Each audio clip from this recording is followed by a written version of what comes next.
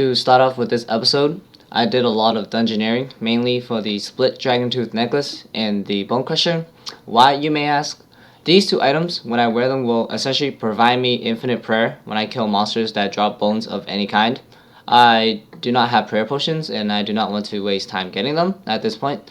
Overall, the necklace and bone crusher combo is better because it also saves space for picking up drops. I plan on training my combat stats through Slayer, so with these two items, I can do many tasks not only faster, but I can also prey on them. Also, I'll be able to do many tasks without banking because I can use protection prayers, like I said earlier, to minimize damage dealt to me. I can also block regular dragon fire, so I can actually do dragon tasks without using anti-fire shield. So I can do maximum damage on those tasks. Also, the necklace works on ghosts and demons too, if you have the attuned ectoplasmator. I get infinite prayer while wearing the necklace with the ectoplasmator as well, when fighting demons and ghosts. I got my ectoplasmator from the Halloween event, which is pretty damn lucky. At this point, I have gotten the bone crusher, but once I got the necklace, I will be able to do Slayer efficiently. That will be in a future episode. I got 61 crafting doing dungeoneering so I can get the level 60 Batwing Mage Armor. Crafting in dungeoneering is pretty good XP. The Mage Armor is a necessity because I mostly use Mage, so I needed a better armor than my Ghost Hunter armor when I am maging non-ghost monsters. So out of all these smaller goals that I had, Freemitic Trials was the trickiest one for me. Why? The quest required a raw shark and I do not know where I could possibly get a raw shark without getting the fishing level for it. At the time, I thought there was no practical way to get a raw shark without completing Freemitic Trials, the quest itself, unless I got 76 fishing, but I'm not going to do that. So I looked around and figured out a plan to get a raw shark. I could obtain the Ring of Koros activated, so I can persuade the ghost in that quest to accept a bass instead of a raw shark to enchant the lyre. The Ring of Koros can sometimes unlock hidden options in certain NPCs in RuneScape, and supposedly it should enable me to persuade that ghost to take the bass, supposedly. However, there's a lot of quests I have to do to get it. One of the quests require 25 farming, but I hate farming. Farming, I don't know why, but whenever I think about training farming, I'm just like, yeah, no.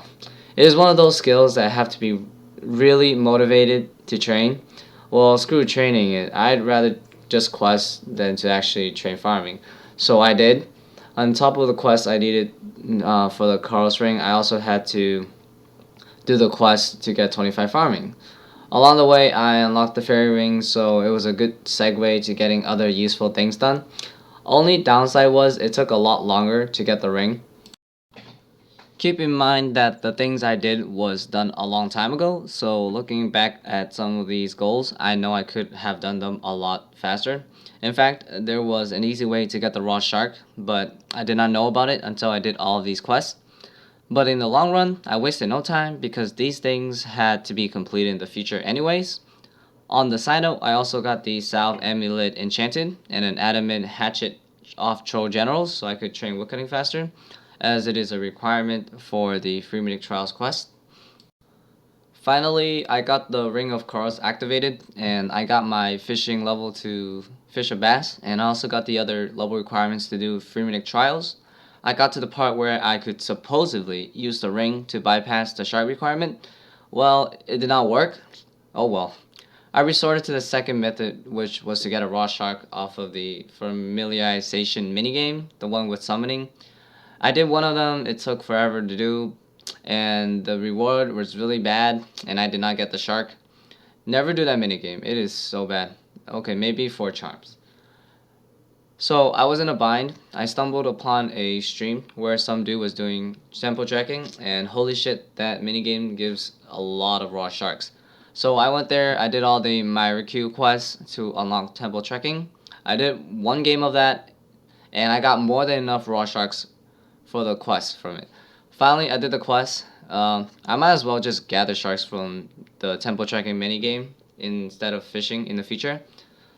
So you may ask why I did free make trials. What was the point? Well, the point was I wanted to do it so I can access the free make isles and kill trolls for rune warhammers. You must be like, that's fucking it? All for a rune warhammer?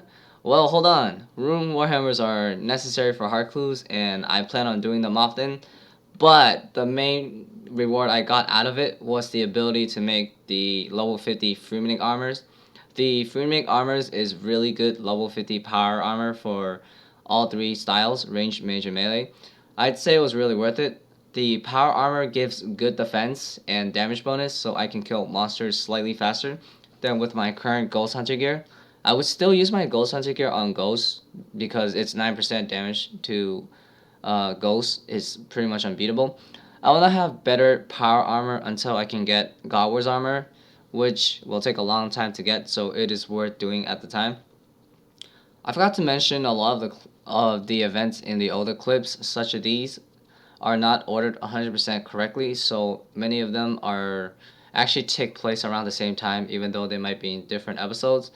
But that shouldn't be a problem because they all tie into bigger and longer goals, anyways. I hope you enjoy my Ironman progress and see you soon.